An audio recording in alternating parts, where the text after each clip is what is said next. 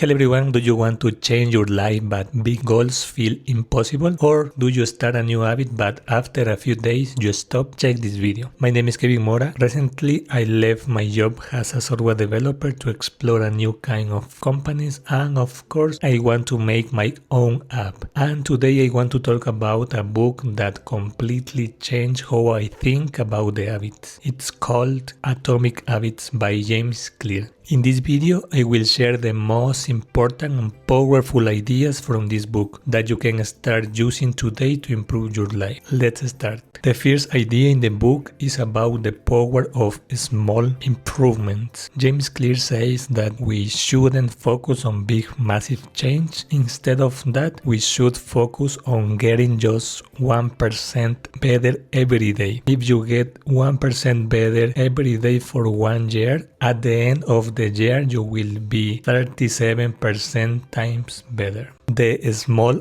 habits compound over the time and create amazing results. This is the power of self-improvement. So, how do we make this change? The book explains there are 3 levels of change. The first one is the outcome. This is the result that you want. For example, I want to lose weight. The second one is the process. This is the system you follow. For example, I will go to the gym 3 times a week. And the last, the most important, is the identity. This is what you believe about yourself. For example, I'm a healthy person.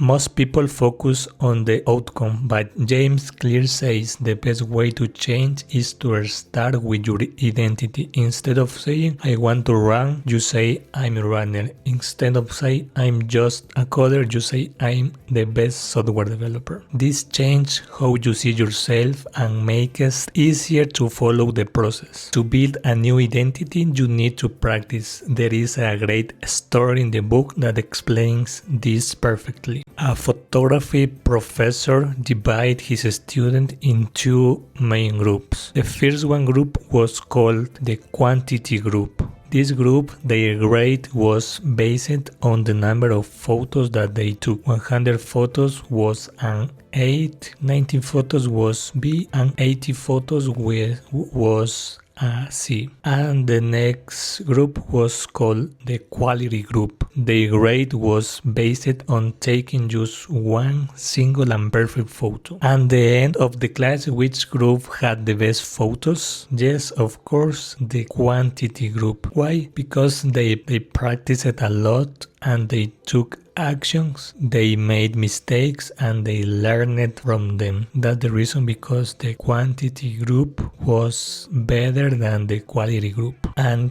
this teach us a key lessons. The number of times you performing an habit, it's more important than how much the time you spend on it. A behavior becomes automatic when you have no repetitions. As the book says, walk slowly but never backward.